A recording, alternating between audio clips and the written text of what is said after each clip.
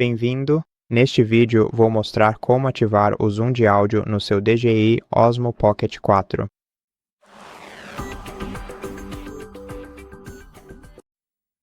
Para ativar o Zoom de áudio na sua câmera, você vai precisar ligá-la.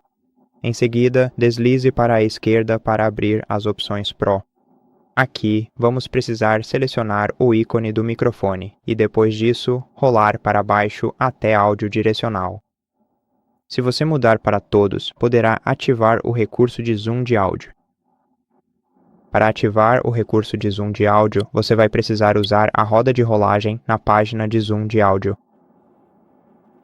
E é isso. Obrigado por assistir a este vídeo. Se este vídeo te ajudou, por favor, considere se inscrever no nosso canal. Deixe um like e um comentário abaixo e te vejo no próximo vídeo.